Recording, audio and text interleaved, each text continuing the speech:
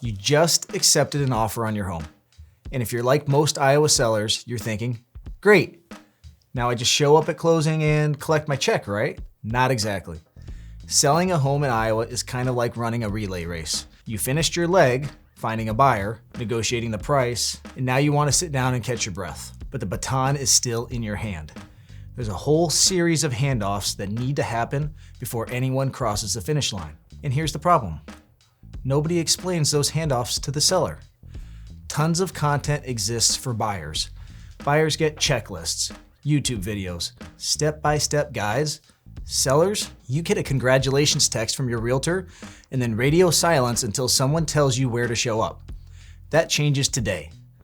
I'm Jeremy Danilson. I'm a real estate attorney in Iowa. And in this video, I'm going to walk you through everything that happens from the moment you accept an offer to the moment you hand over those keys. Step by step. No surprises. If you're selling your home in Iowa or even thinking about it, this is the video you need to watch before you get to the closing table.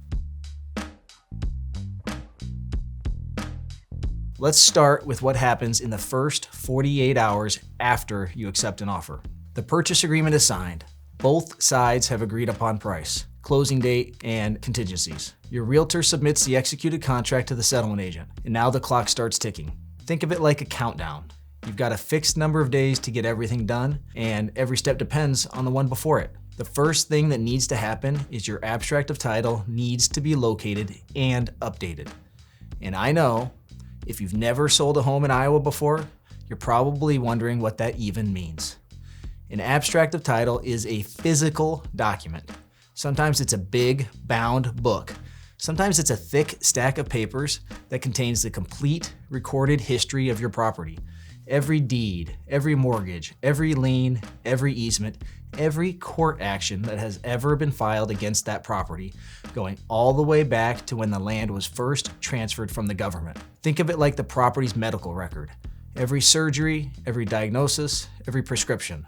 It's all in there. And just like a doctor needs your medical history before they operate, the attorney needs the abstract before they can clear the title. Iowa is one of the few states in the country that still uses abstracts. Most other states have moved to title insurance, where a title company runs a quick search and then issues a policy. Iowa does things differently. We use the abstract, and it's the foundation of the entire closing process. So where is your abstract? If you bought the home through a traditional closing, you should have received it. Check your safe, your filing cabinet, maybe a closet you haven't opened in years. Some people keep them at their bank in a safe deposit box. If you can't find it, don't panic. Your realtor or attorney can help track it down, and in some cases, a new abstract can be built. But finding the original saves time and money. And I mean real money. More on that in a second. Once the abstract is located, it gets sent to an abstract company that works in the county where the property sits.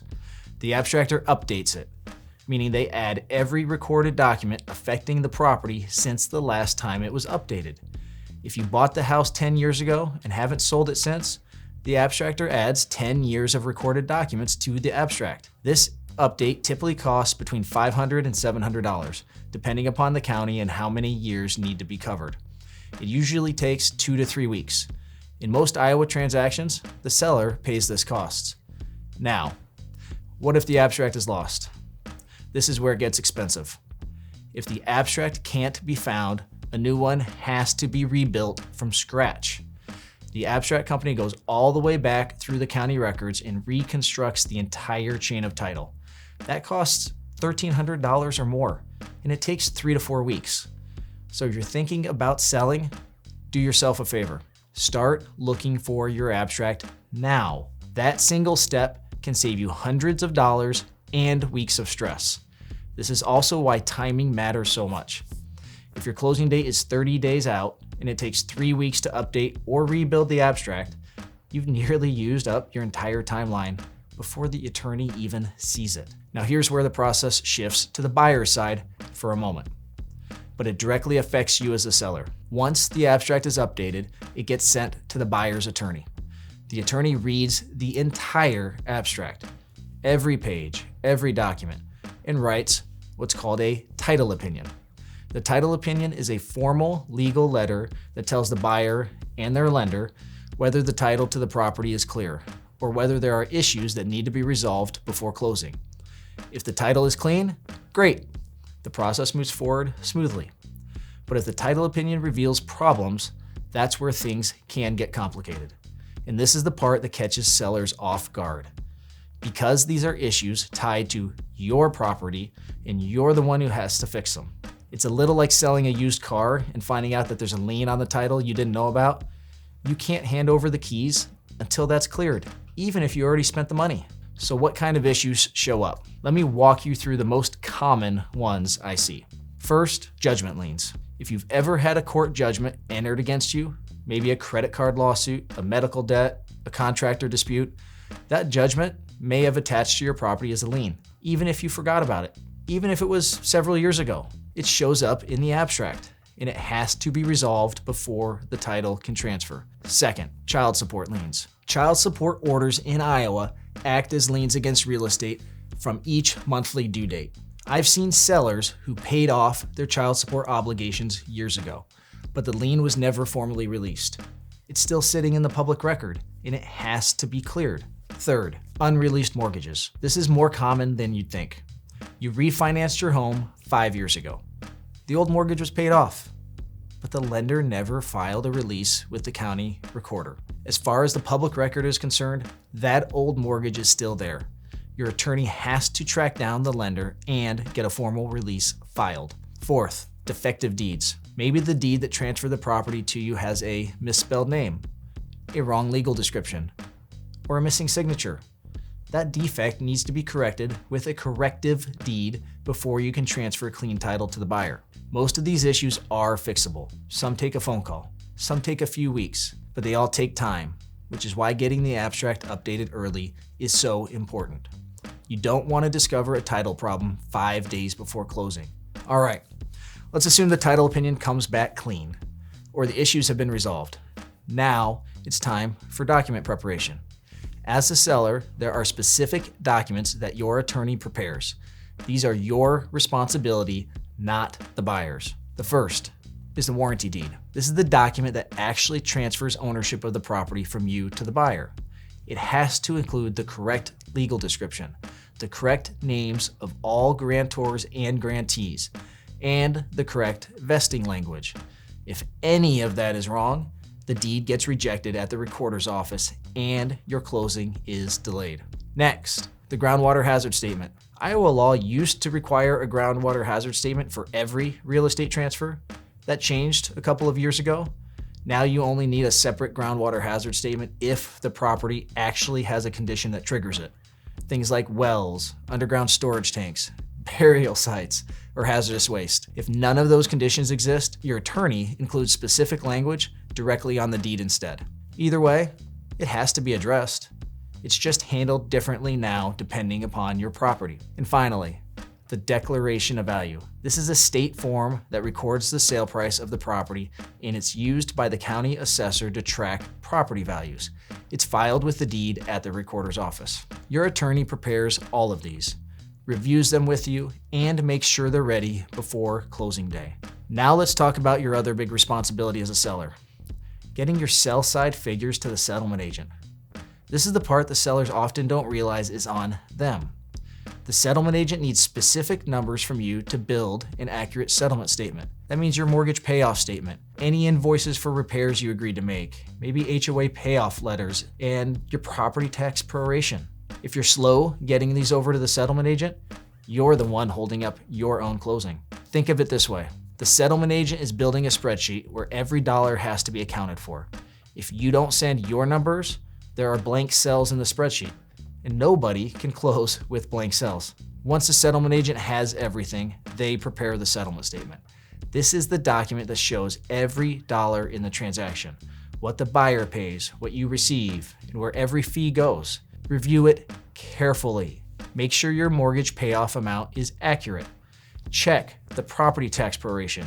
And yes, you will owe prorated taxes at closing. Iowa property taxes are paid in arrears, meaning you've been living in the home and using county services, but haven't paid taxes for that current period yet.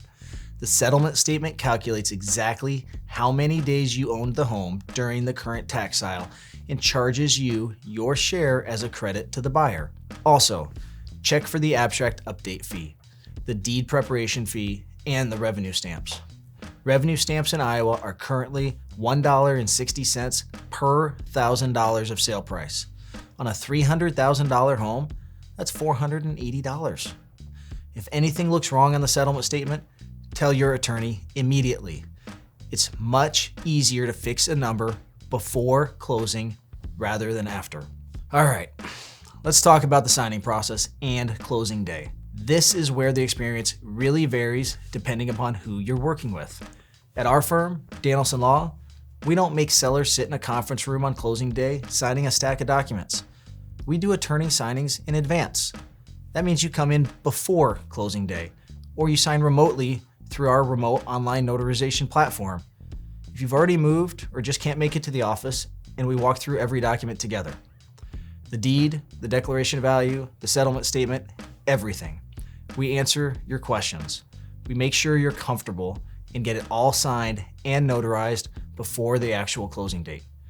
Your entire transaction runs through Closing Lock, a secure platform that verifies your identity so nobody can impersonate you in the transaction. It secures all funds, including earnest money and proceeds, so wire fraud can't touch your closing, and verifies mortgage payoff wire instructions so we can be sure they're legitimate and a fraudster hasn't slipped fake instructions into the transaction. In a world where real estate wire fraud is a $1 billion problem, this is protection every seller should have. And throughout the entire process, from the day you accept the offer, we're coordinating your transaction. We're chasing down payoff statements. We're collecting your sell side figures, keeping the abstract update on schedule, communicating with your realtor and the buyer side, and making sure nothing falls through the cracks. You always know what's happening next because we tell you before you have to ask. So what does closing day actually look like when everything's been handled in advance? It's simple. The buyer signs their documents, the lender funds the loan, the deed gets recorded at the county recorder's office, and the funds are dispersed. Your mortgage gets paid off, your proceeds get wired to your bank account, and the transaction is complete. On your end, you hand over the keys and get on with your life. That's it. No hour in a conference room, no scrambling, no surprises. One last thing I want you to hear. The single best thing you can do as a seller is get your attorney involved early. Not the week before closing, the week you accept the offer. When the attorney is in the loop from day one, they can coordinate the abstract update, stay ahead of any title issues, prepare your documents on time, and make sure closing day is smooth. I see it all the time. Sellers who wait until the last minute to engage an attorney, and then they're scrambling to resolve problems with 3 days left on the clock. Don't be that seller. If you're selling a home in Iowa and you want to make sure you're prepared, reach out. I'll make sure the process goes smoothly from offer to closing. Hit subscribe if this was helpful, and check the description for more Iowa real estate resources.